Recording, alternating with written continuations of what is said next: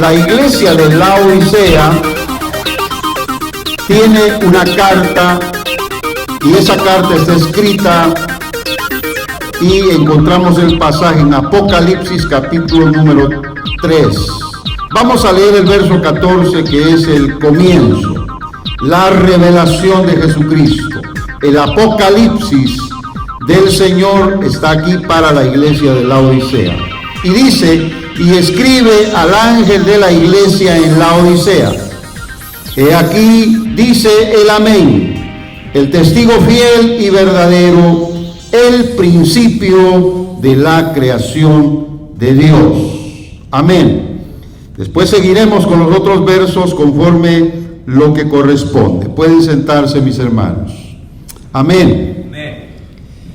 Estamos prácticamente en la recta final de lo que es la iglesia del Señor en este mundo. La iglesia de Filadelfia con la iglesia de Laodicea son contemporáneas en el sentido de la palabra profética. Son para este tiempo y tienen una relación muy cercana a lo que es la parábola del trigo y la cizaña, porque una es la verdadera y la otra es la falsa. Una está en avivamiento y la otra está en apostasía. Hablo de ambas iglesias, la iglesia de Filadelfia y la iglesia de Laodicea. Y realmente cuando miramos a estas dos iglesias podemos entender la razón por la cual el Señor habla a cada una de ellas de esta manera. Cada uno tiene que encontrarse en estos pasajes para tomar una identidad. ¿Qué parte de la iglesia soy? ¿A qué grupo pertenezco? ¿Qué es lo que realmente me identifica como creyente? Si soy como Filadelfia o si soy como Laodicea. Por eso en esta lectura creo que el Apocalipsis o el pasaje de revelación de Jesucristo está muy relacionado a lo que esta iglesia carece. La iglesia de Laodicea no tenía testimonio de una firmeza, tampoco era fiel, tampoco practicaba la verdad y no era solidaria en la fe con los otros creyentes. La iglesia de Laodicea tiene la revelación de Jesucristo con la primer palabra en donde dice: he aquí, dice el Amén. A veces oyendo esta expresión en la explicación de algunos supuestamente conocedores de la Biblia, dicen el amén no es más que una frase, una palabra que quiere decir sí, que quiere decir así sea. Pero aquí Jesús es el sí, el amén, el así sea de Dios. Es la palabra verdadera, es la palabra que se cumple. Por el hecho de que también Él dice que Él es el testigo fiel. No se olvide que la palabra testigo en el Nuevo Testamento significa mártir, aquel que es capaz de llegar a dar su vida por la fe, por las convicciones que tiene, por lo que cree, aquel que es capaz del sacrificio, aquel que es capaz de morir. Y Jesucristo es ese testigo, es ese mártir, es ese fiel y ese verdadero. Y también dice el principio de la creación de Dios. La palabra el amén es universal, se origina del idioma hebreo y que de igual manera la palabra testigo, ¿verdad? Porque la transliteración es similar prácticamente en todos los idiomas. La palabra el amén. Digan todos amén. Amén. En cualquier idioma usted va a oír y va a reconocer que las personas están diciendo así sea. Pero Jesús es el amén de Dios. Y también la palabra testigo, como ya lo dije, del griego mártir, está también relacionado con la fidelidad en la prueba. Porque ¿quién quisiera entregar su vida en un momento de prueba? Más bien quisiera escapar. Acuérdese que Jesús dijo, el que quiera escapar va a morir. Y el que quiera morir siendo testigo, pues va a ser salvo.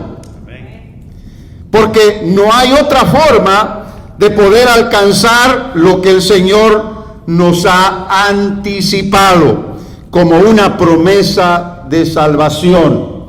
Porque en esta salvación hay que morir a nuestras propias necesidades, a nuestros propios deseos. Hay que morir para el mundo.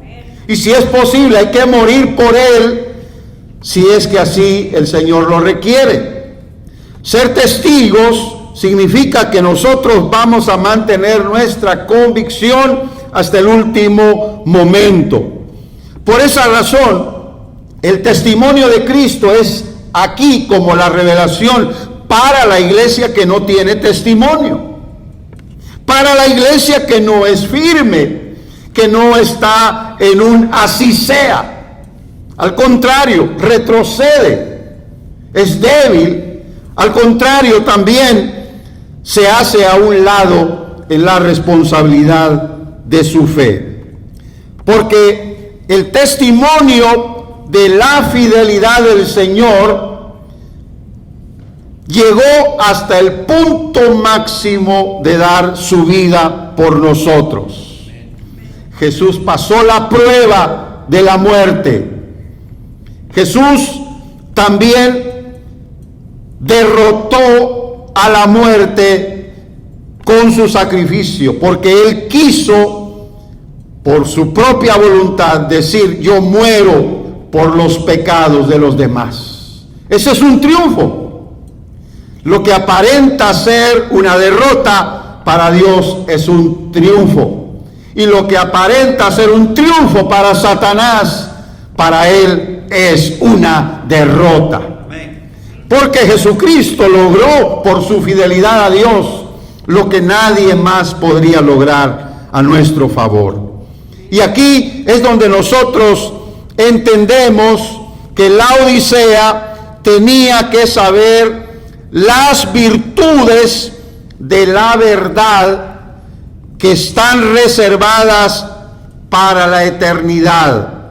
Porque en la divinidad del Hijo de Dios esas virtudes sobresalieron. Y no puede haber alguien que pueda ser seguidor del Señor Jesús si no tiene la misma identidad. ¿De acuerdo, mis hermanos? Amén. La Odisea se deriva del nombre que significa justicia del pueblo. Algunos dicen democracia. Como sea, el nombre de esta iglesia está muy relacionado a la manera como estaban viviendo. Esa es la presentación revelada del Hijo de Dios para esta iglesia. Aquí es donde tenemos el comienzo de la carta. Cuando usted lee una carta, cualquiera que sea que llegue a su dirección, a su domicilio, siempre va a haber una presentación. Y por lo general son presentaciones amables para que usted no lleve de sorpresa, ¿verdad?, el cobro que le están haciendo, o quizá también lo que le quieren proponer. Siempre es una presentación amable de alguien que quiere venderle algo. Y en esta carta, la presentación de Jesucristo es de acuerdo a lo que la iglesia necesita, así como ya hemos visto en las 6 iglesias anteriores. El elogio no existe para la iglesia de la Odisea, porque no hay razón alguna para darle a esta iglesia una bendición en palabras. ¿Se da cuenta qué tremendo que una iglesia, estando en la misma fuente de bendición, no tenga bendición? Que estando frente al mismo Señor de gloria, no tenga gloria. Que estando frente al Señor, que es justicia y verdad, carezca de ello. Qué tremendo, hermanos, porque ahí nos damos cuenta que depende mucho de cada uno de nosotros qué es lo que podamos adquirir del Señor. Como aquella mujer que arrancó de él virtud, poder, que le dio sanidad. No se acercó en vano. Su fe fue tan fuerte y tan grande que se abrió camino en la multitud para sacar de Jesús ese poder. Tanto que Jesús lo sintió y elogió a esa mujer. Nosotros, hermanos, si queremos un elogio del Señor, tenemos que tomar en cuenta esto. La Odisea tiene una característica muy contraria a la iglesia de Esmirna y a la iglesia de Filadelfia, porque a estas iglesias se les elogió de una manera muy grande de parte del Señor. La iglesia de Esmirna y de Filadelfia, además, no tuvieron ningún reproche. Sin embargo, la iglesia de la Odisea es todo lo contrario. Amén. Vamos a ver el reproche en el verso número 15 y 16, que dice así: yo conozco tus obras, que ni eres frío ni caliente. Ojalá fueses frío o caliente, mas porque eres tibio y no frío ni caliente, te vomitaré de mi boca. Ese es un mensaje muy duro, hermanos. Es una iglesia que está recibiendo directamente del Señor una palabra fuerte. La Odisea, hago la siguiente pregunta: ¿tendría obras? La Odisea estaría realmente en la identidad de la fe cristiana.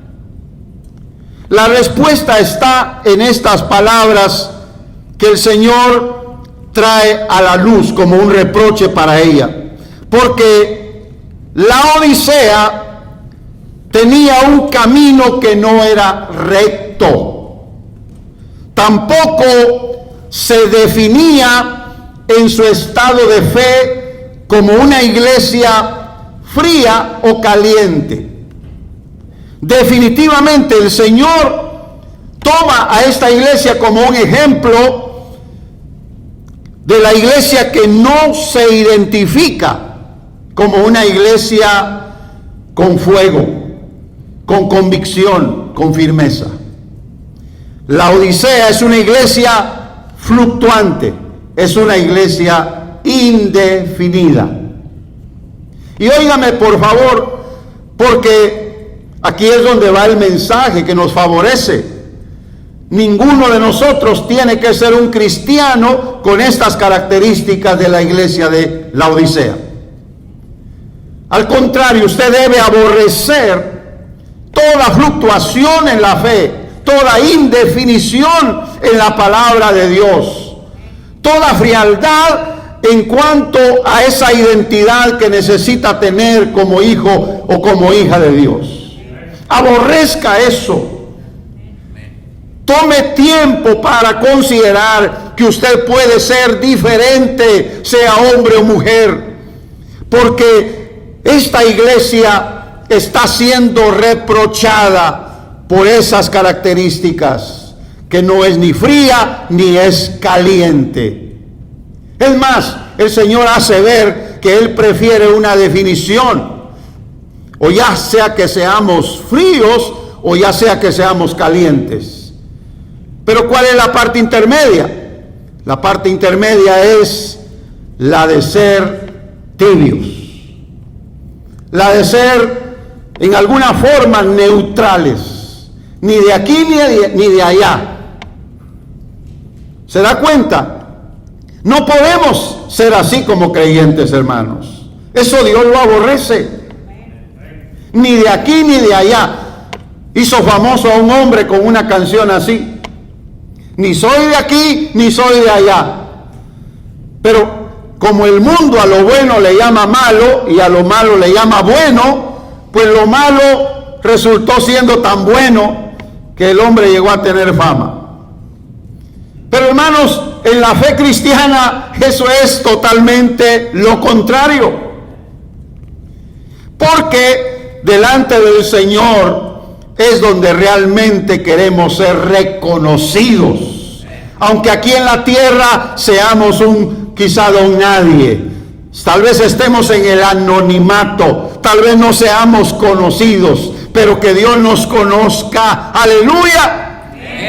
Que Él sepa, hermanos, que nosotros estamos dispuestos a una identidad con Él, no importa lo que venga.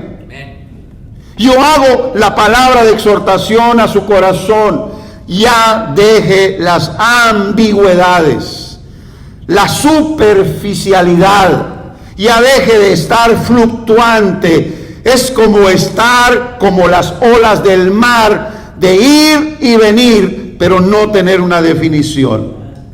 Llega un momento en que, hermanos amados, esto no puede ser tolerado. Y el Señor es el primero en estar en esa condición, porque Dios es paciente, pero también su paciencia tiene un límite. ¿Dicen amén o no? Porque si nosotros nos identificamos con el Señor, tomemos esta palabra, hermanos. Yo no sé de qué manera usted ha venido hoy, pero espero que esté preparado para recibir lo que el Señor tiene para cada uno de nosotros. Amén. ¿Sabe qué significa frío? Se lo voy a definir en palabras más castellanas. Frío puede ser aquel que es fresco. Tal vez no es muy común, pero cuando una mujer le dice qué fresco eres, no es un elogio. Es decirle que como quien dice hipócrita, como quien dice no tienes tino. Amén. Pero también una persona fría es una persona indiferente. Puede tener referencia con la flojedad, con ser perezoso, con ser lento, con estar inerte o estático. Ser frío puede significar, hermanos, metafóricamente, de una iglesia que ha perdido su fervor en la fe. Hay muchos creyentes así. Desde hace rato están en esa condición y no se han dado cuenta. ¿Cuántos dicen amén? Porque muchas veces, hermanos, ¿le ha pasado a usted esto? Que está en una reunión, gracias a Dios en la iglesia no, ¿verdad? Eso no pasa en la iglesia. Pero usted está con un sueño pesado. Sus ojos están cargados de sueño y usted está en esa reunión. Yo me recuerdo en las reuniones de trabajo. Lo llaman a uno y uno va al lugar donde va a ser esa reunión. Uno toma su asiento y mientras todos empiezan a acomodarse, uno está bien despierto. Pero cuando ya empieza la plática, uno se acomoda y empieza a escuchar. Y yo me recuerdo 5 de la mañana, 5:30 en esas reuniones de trabajo, sentado escuchando a alguien, empieza uno a adormecerse. ¿Cómo le digo? Eso no pasa en la iglesia, gracias a Dios. Pero ahí está uno, ¿verdad? Está uno y hace uno como que está despierto. Empieza a tocarse la cara. Y ni cuenta se da de los gestos que está provocando. Y si otro lo mira, se va a reír. Pero usted cree que está, de alguna manera, distrayendo a los demás, como quien dice, estoy despierto, no se preocupe, estoy oyendo. Pero la cara lo dice todo. Y se pone la mano así, ¿verdad? Y de repente se da cuenta, lo vence el sueño, esa pesadez que tiene en sus ojos. No puede libremente pensar, necesita aire, ¿verdad? Necesita de alguna manera estar en actividad, porque de lo contrario va a quedar en vergüenza. Pues esa es la actitud que tiene la iglesia de Filadelfia delante del Señor. Amén. Esta iglesia había perdido, repito, el fervor de su fe y el deseo de vivir en santidad delante de Dios. Ya no le importaba el qué dirán. Ella quería vivir su propia vida. Ella quería estar en la actitud que había decidido tener. Por el contrario, el término caliente viene del griego cestos, que significa hervir o arder.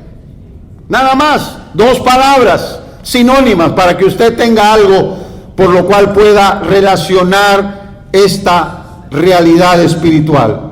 Si alguien dice estoy caliente en el Señor, estoy en fuego, significa que está ardiendo, significa que está hirviendo, que tiene celo, que está activo y que el Señor está agradado con usted. Metafóricamente, esta iglesia perdió ese fervor, perdió ese celo de su fe. Por eso la Odisea fue perdiendo lentamente la temperatura de su devoción personal. Y su pensamiento empezó a desviarse y no podía alcanzar su propósito. Quiero que usted se dé cuenta, la vida cristiana nos demanda,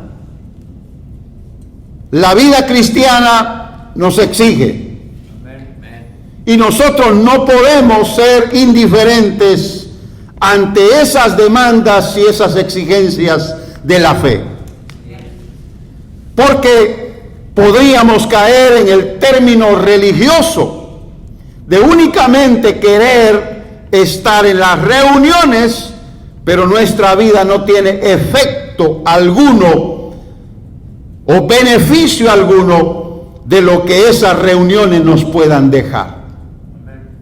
Por esas razones de que usted no oye campañas de oración, ¿verdad? Porque la gente no llega. Campaña de santidad divina, no llega. Sanidad sí, porque todos quieren sanidad, pero santidad no muchos la quieren buscar. Donde hay una iglesia que está enfocada en la palabra de Dios, muchos son indiferentes y no les llama la atención. Pero si hay convivios, si hay entretenimiento, si hay una actividad que los pueda hacer reír y toda la cosa, ahí sí. Y hay algunos que definitivamente caen en este término de tibios. Tibios. Porque esta es una palabra también del griego que significa tibio o templado. Templado. No está en una temperatura extrema. Frío es una temperatura extrema.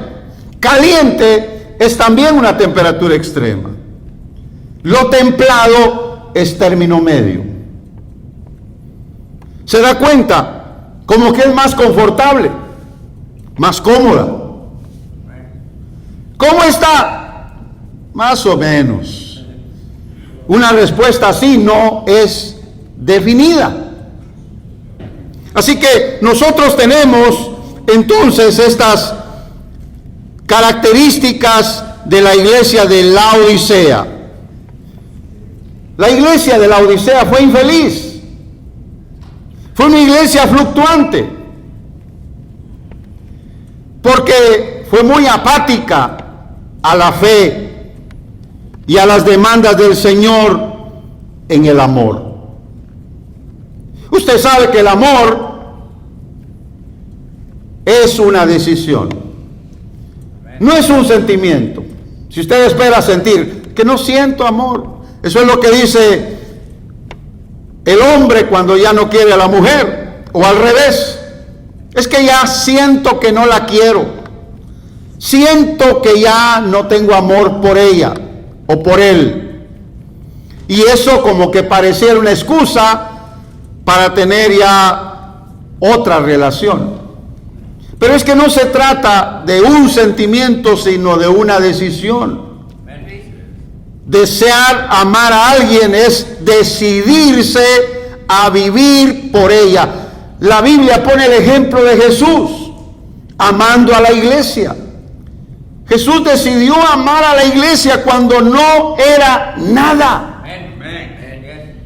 ¿Y sabe por qué? Porque decidió morir por ella. El verdadero amor, que no es un sentimiento, sino una decisión, es capaz de llegar al sacrificio.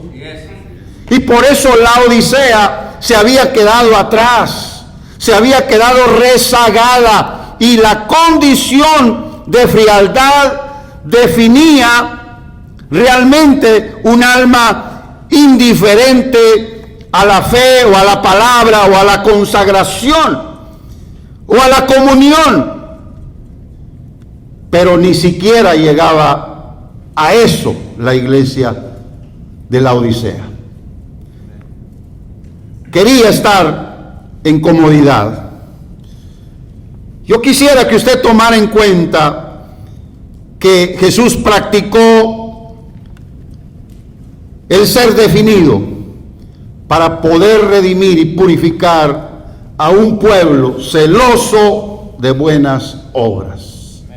Jesús fue definido, vino para morir. Y Él logró su cometido. Amén. Él vino para hacer cumplir la palabra que le había sido asignada. Yo creo que el Señor quiere cristianos celosos, fieles. El Señor no tolera la infidelidad, la falsedad, la hipocresía. Él no quiere una iglesia como Laodicea. Será la característica de la iglesia apóstata, será la característica de la iglesia infiel, de la iglesia que no se va a ir en el arrebatamiento como le fue prometido a la iglesia de Filadelfia. Por esa razón es que tenemos que ver, hermanos, el motivo de esta exhortación final en el mensaje a esta iglesia. Dios quiere la limpieza. Dios quiere que que la iglesia o se ensucia más o se limpia más. Según Apocalipsis 22:11. Yo creo que nosotros queremos esa definición. Pero no podemos estar en medio de dos aguas. Tenemos que estar determinados a hacer la voluntad del Señor. Voy a leer Apocalipsis 3, 17, 18 y 19, donde vamos a ver el consejo. Que dice: porque tú dices, yo soy rico y estoy enriquecido y no tengo necesidad de ninguna cosa, y no conoces que tú eres un cuitado y miserable y pobre y ciego y desnudo. Yo te amonesto que de mí compres oro afinado en fuego, para que seas hecho rico y seas vestido de vestiduras blancas, para que no se descubra la vergüenza de tu desnudez. Y unge tus ojos con colirio para que veas. Yo reprendo y castigo a todos los que amo. Sé pues celoso y arrepiéntete. ¿Cuántos dicen amén? ¿Sabe qué pasaba con esta iglesia? Que se había confiado ciegamente en las riquezas y en las posesiones, que la ataron a una dependencia material. Muchas veces lo material nos puede detener a una definición en la fe. Tener compromisos materiales nos pueden limitar a un crecimiento en la fe, y poco a poco el cristiano se puede ir apagando y sin darse cuenta puede caer en la comodidad del darle al Señor un poco de su tiempo y no el tiempo que el Señor demanda de esa persona. ¿Me está oyendo? ¿Cuánto tiempo cree que el Señor le demanda en su vida espiritual? Usted tiene que considerar cuánto tiempo le puede ofrecer al Señor. Mire, hablar de dinero, por ejemplo, en las iglesias ya es complicado. Ya es algo que muchos no quieren escuchar, pero déjeme decirle, decía una persona, yo prefiero que el Señor bendiga el 90% de lo que tengo, porque le doy el 10%, a tener un 100% no bendecido. ¿Lo puedo entender? ¿Sabe por qué? Porque el 10% es lo mínimo. Si usted se da cuenta, el Señor nos pide más. No hablo del dinero, hablo de nuestra vida, porque parte de su tiempo podría traerle ganancias económicas, pero si usted dedica ese tiempo al Señor, le va a traer ganancias espirituales, mucho mayores que las que le pudiera traer todo el dinero que pudiera ganar, dedicando todo ese tiempo a su trabajo.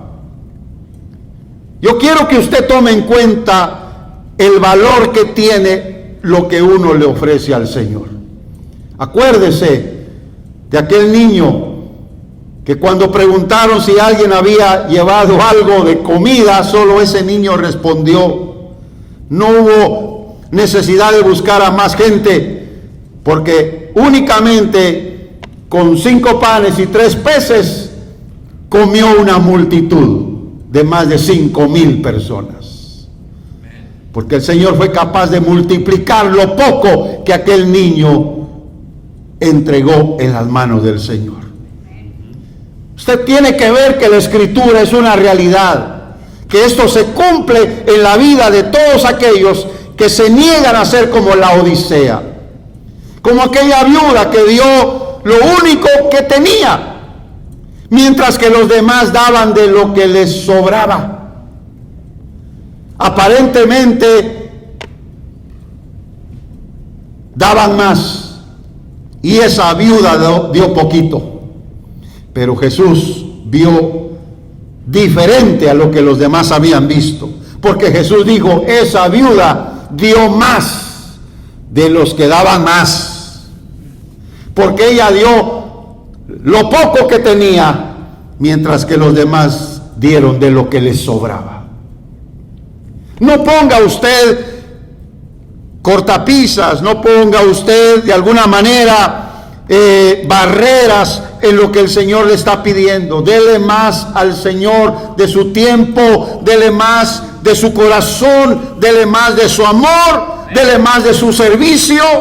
Sea capaz de poner a un lado las cosas que posiblemente le traigan beneficios materiales, pero no los espirituales. Hágalo a un lado para que el Señor pueda agradarse de usted. Amén. La Odisea buscó la prosperidad y se enriqueció, creyendo que ese era el objetivo de su fe. Como ahora mucho se predica de la prosperidad, muchos quieren estar en una iglesia donde no les marquen el paso, donde no les digan lo que tienen que hacer, donde no les anuncien el evangelio de la paz, pero que comienza primero con la santidad. Amén. Amén. Porque sin santidad, dice la Biblia, nadie verá al Señor. Pero ¿qué dice antes? Buscar la paz y la santidad. Tenemos que buscarlo, hermanos, y eso hace referencia de nuestra verdadera fe en el Señor. Pero tenemos que ser objetivos. ¿Me están escuchando? Tenemos que ser objetivos. Tenemos que estar enfocados. Porque qué fácil es decir, es que usted no conoce mi corazón. Dios conoce mi corazón. Pero se tiene que ver, porque la fe sin obras es muerta. Amén. La Biblia difiere entre tener riquezas y depender de ellas, y tener riquezas pero no darle la prioridad exclusiva a lo material, sino a Dios. Amén. ¿Cuánto le podría traer de ganancia faltar unas horas al trabajo que dedicar esas horas al Señor? ¿Cuánto? Posiblemente lo que le cueste la comida al siguiente día. Eso significa que eso es pasajero, que eso prácticamente ya está perdido. Pero si se lo dedica al Señor, no por una ganancia económica, sino por una espiritual, eso le va a durar para la eternidad. Ahí estará usted poniendo en ahorro de un banco celestial lo que el Señor un día le va a pedir en cuenta. Amén. El Señor no hace diferencia entre personas de este mundo que tienen riquezas con personas que son pobres y necesitadas, porque hay pobres ricos como también hay ricos pobres. Es que usted tiene que ver que la Biblia dice que los ricos no sean altivos, sino ricos en buenas obras. Eso está en el Nuevo Testamento, 1 Timoteo 6, 17, 18 y 19. También la Biblia dice que los ricos de este mundo serán juzgados por su injusticia y no por sus riquezas. Amén. Según Santiago capítulo 5 del verso 1 al 6. Porque muchas veces, hermanos, la Odisea representa a la gente que vive en la opulencia, pero en la realidad de Dios viven en la miseria, viven en la pobreza. Por eso el consejo a la Odisea se deriva del trato que Dios le puede dar por su necedad. ¿Qué es lo que quiere sacar el Señor de esta iglesia? Arrepentimiento. Diga conmigo, arrepentimiento. ¿Qué es lo que quiere sacar el Señor de nosotros? Arrepentimiento. Como en cada una de las iglesias anteriores. ¡Qué difícil es arrepentirse! Dígame usted, ¿qué difícil es arrepentirse? Tiene que venir del corazón. Es que vamos a pasar toda la vida así. Niéguese a ello. Tarde o temprano tiene que ser una persona definida. Por eso cuando hay una pregunta, ¿va o no va? No sé. Esa no es respuesta. Tal vez eso no va con una definición. Tenemos que ser personas que estamos o no estamos, que somos o no somos. La identidad nuestra tiene que ser una realidad de definición absoluta, porque el Señor no quiere tibios. O eres frío o eres caliente. Veamos la recompensa para esta iglesia. Vamos a tener 2 versículos. Ya vamos avanzando para cerrar este mensaje, pero es muy importante que usted lo vea. Dice Apocalipsis 3:20: He aquí, yo estoy a la puerta y llamo. Si alguno oyere mi voz y abriere la puerta, entraré a él y cenaré con él y él conmigo. Esto es previo a la declaración que el Señor le va a dar a esta iglesia de la Odisea. Porque a veces nosotros queremos, bueno, Señor, habla pues, dime qué me vas a dar, dime dónde me vas a poner, dime qué voy a recibir de recompensa, ¿verdad? De premio, ¿verdad? No, el Señor dice, estoy a la puerta primero, estoy llamando. ¿Qué dice? Si alguno oyere mi voz, es que no está solamente parado detrás de la puerta, está hablando. Usted sabe que es difícil oír tras la puerta. No se oye bien. Y cuando usted no quiere oír, pues no abre. Venga otro día. Estoy ocupado. Perdone, pero no le puedo abrir. Muchas gracias, que le vaya bien. La persona se regresa, se va. Pero si esa persona está llamando, no solo está a la puerta, está tocando, pero también está llamando. Ábreme. Si usted oye su voz y abre la puerta, como es el Señor de su confianza, es el Señor de su amor, de su fe, es el Señor que le quiere bendecir, usted déjelo pasar, déjelo que entre. Cenaré con él, pero no espere que él lleve la cena. ¿Cuántos dicen amén? ¿Qué trajo, Señor? Porque yo no tengo nada. ¿Cuántos dicen amén? No, el Señor espera que si nosotros le abrimos, tengamos algo para recibirlo. No seamos malos anfitriones. Recibamos al Señor, pero recibámoslo con algo. Señor, pasa, por favor, pasa a la mesa. Marta era muy buena anfitriona. Le quería dar al Señor lo mejor. Y lograba el objetivo. Claro, fue exhortada por el Señor, pero pasemos por alto eso. Era una mujer que le daba gusto recibir al Señor y lo quería tener ahí el mayor tiempo posible. Las Martas no son desechadas por el Señor. Ya escogió la mejor parte. Eso es bueno. Pero las Martas también son necesarias. Así que prepárele algo al Señor. Atiéndalo. Recíbalo en su casa, dígale: Señor, esta es tu casa. No tienes que pedir entrar, yo te recibo todas las veces que tú quieras. Aleluya. Bendito el nombre del Señor. No le vaya a decir: Señor, come tú porque yo ya comí. Y lo va a dejar ahí comiendo. No, si yo no vengo para comer, yo vengo para que comamos juntos.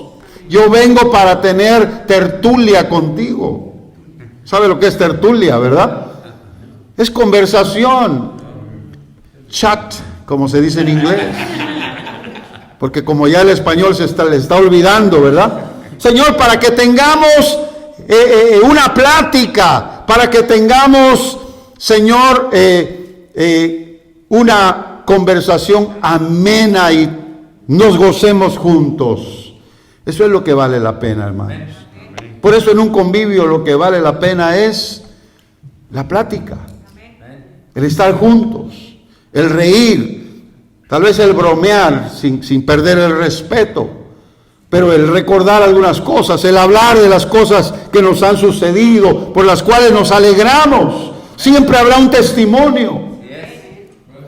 Amén. Por eso, previo a la promesa de victoria, previo a lo que es la recompensa, el Señor viene a esta iglesia para que no tenga una vida indiferente a su llamado. Es un llamado decisivo, hermanos. Porque si el Señor se va, dígame, podría quizá no regresar. Y qué triste sería, ¿verdad? Ahí está en el Cantar de los Cantares el ejemplo de la mujer que no le abrió la puerta al Señor. Y cuando ya dijo: sí, Señor, voy, se levantó y ya no estaba. Salió corriendo para ver si lo encontraba. No, encontró a los guardias de la ciudad y abusaron de ella. La maltrataron. No estaba quien la podía defender, ni era necesario ser defendida, no había ni siquiera necesidad de salir. El Señor quería la intimidad con la que amaba su alma, pero ella no quiso, prefirió la comodidad. Ya me tapé, Señor, ya me calenté, estaba con frío, ya estoy acolchonadita. ¿Para qué vienes a interrumpir mi sueño? Pero como ya no oyó la insistencia de la puerta, mejor se fue el Señor. Que eso no pase en nuestras vidas, hermanos, porque hay un tiempo para todo. Yo quisiera decir más al respecto, pero déjeme decir esta parte final. Es un privilegio estar a la mesa de la comunión del Señor. Cuando se sirva la mesa de la comunión, la cena del Señor o la Santa Cena, no se haga del rogar, porque el Señor quiere la comunión con usted. Y ¿sabe qué es lo primero que pasa? Es que no estoy bien. Eso es lo que piensa la persona que no quiere participar. Entonces, ¿qué está esperando? Arrepiéntase. Ponga acción en su fe. No me he casado, pues cásese. No me he bautizado en agua, pues bautícese. Es que no estoy bien. Y se recuerda de los pecados que ha cometido, pues arrepiéntase. ¿Qué está esperando? Es con el Señor el asunto. Y con el Señor las cosas son serias. Amén. Por eso, si la iglesia oye su voz y accede a su llamado, dice la otra parte de 2 versos de Apocalipsis 3, que son 21 y 22.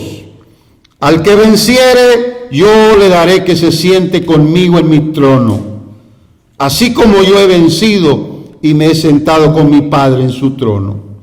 El que tiene oído, oiga lo que el Espíritu dice a las iglesias. Amén.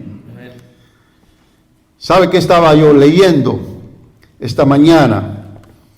Estaba leyendo respecto al que fue al seno de Abraham. Usted sabe que era un mendigo, que era pobre, paupérrimo, vivía de la migaja que le podría dar el rico, porque siempre estaba a la entrada de la puerta de la casa de aquel hombre. Nunca le abrieron la puerta y nunca le daban casi nada.